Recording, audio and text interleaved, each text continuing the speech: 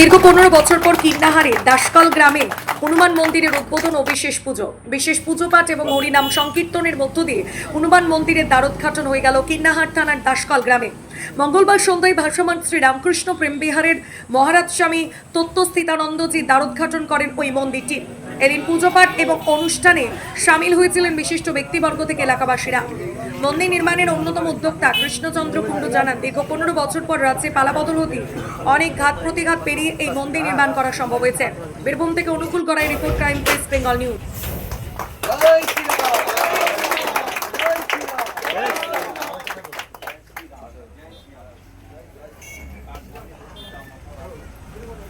जय सिया राम, जय सिया राम, जय सिया राम, जय सिया राम, जय सिया राम, जय सिया राम, जय सिया राम।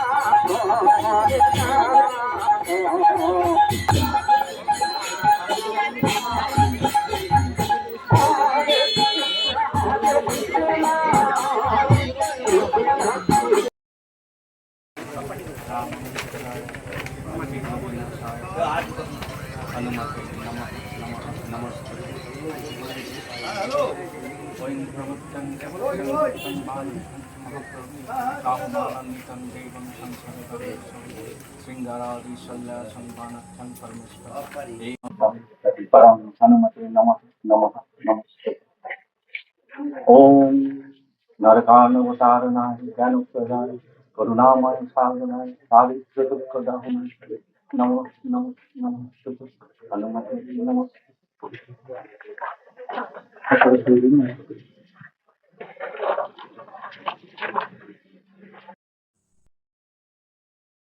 অবশ্যই আজ থেকে 4 বছর আগে আমরা এই মন্দিরটা প্রতিস্থাপন করতে যাচ্ছিলাম, কিন্তু আগে যে তৃণমূল সরকার ছিল সেই সরকার আমাদেরকে এই মন্দিরটা স্থাপন করতে দেয়নি। বিভিন্ন বাধা উপেক্ষা করে আমরা কিন্তু আজকে যে বিজেপি সরকার এসেছে, বিজেপি সরকার আসার পরে কিন্তু আমরা এই মন্দিরটা স্থাপন করতে পেরেছি। তার আগে কিন্তু এই তৃণমূলের জিহাদি সরকার ছিল, সেই জিহাদি সরকার কিন্তু আমাদের এই মন্দিরটা প্রতিস্থাপন করতে দেয়নি। যার জন্য অনেক বাধা বিপত্তিকে এড়িয়ে আমরা যে জয়লাভ করেছি, সরকারকে বিজেপি সরকারকে এনেছি, সরকারকে আনার পরে কিন্তু আমরা এই মন্দিরটা স্থাপন করতে পারলাম। তার আগে কিন্তু এই মন্দিরটা স্থাপন করতে পারিনি। আর সবথেকে বড় কথা, আমাদের যে পুরনো কার্যকর্তা বিকাশ চট্টরাজ, ইনি কিন্তু 1987 সাল থেকে আমাদের বিজেপির দলে আছেন। আর উনি সবথেকে বড় কথা হচ্ছে দুধ কুমার মণ্ডল ওনার সহকর্মী, ওনাকে দুধ কুমার মণ্ডল ভালো করেই চেনেন। মানে এনেই কি দীর্ঘ লড়াইয়ের পর আজকে এখানে স্থাপন করতে পারলেন এনার তত্ত্বাবধানে? একদম, ওনারও সহযোগিতা অবশ্যই আছে। উনি দীর্ঘদিন ধরে লড়াই করেছেন, এনাদের সঙ্গেই ছিলেন। তো লড়াই করার পরে কিন্তু আমরা এই মন্দিরটা স্থাপন করতে পেরেছি। সব জায়গাতে আরও খুবই আনন্দের বিষয় যে ওনার মতন মানুষ আমরা এখনো পর্যন্ত আমরা বিজেপি আমরা একটা ভালো মানুষকে আমরা পেয়েছি দাসকাল গ্রামে। এতে কি গ্রামবাসীরা খুশি আজকে? আমরা 100% খুশি, একদম আমরা 100% খুশি, খুবই আনন্দিত। জন্য হিন্দু ধর্মের অনেক দিক, অনেক শাখা, যেখানে নিরীশ্বরবাদও আছে, ঈশ্বরবাদও আছে। আমরা ঈশ্বরবাদী, আমরা ঈশ্বরকে নিয়ে চলি। সেই ঈশ্বরের এক রূপ হচ্ছেন, প্রতিনিধি হচ্ছেন আমাদের হনুমানজি। সনাতন ধর্মের প্রতি তিনি ধ্বজা উড়িয়েছিলেন বিশ্ব মানচিত্রে।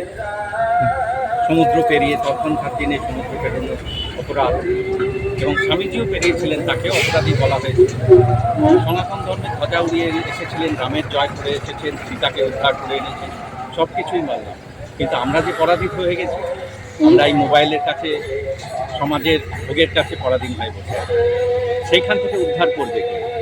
এই হনুমানজির ত্যাগ, চিরঞ্জীবী তাকে বলা হয়, ওনার নির্ভীকতা, ব্রহ্মচর্য, সব কিছুই আমাদের কল্যাণেই লাগাবো। কিন্তু তার কৃপা আমরা পাচ্ছি না কেন? শুধু মন্দির প্রতিষ্ঠা করলেই হবে না তো, তাকে হৃদ মন্দিরে স্থাপন করতে হবে। আজকে দাসকল গ্রামের এই সুন্দর অনুষ্ঠানে আমরা যেন তার উপস্থিতি হৃদয়ে টের পাই, সেই শুভেচ্ছা আমি করে গেলাম।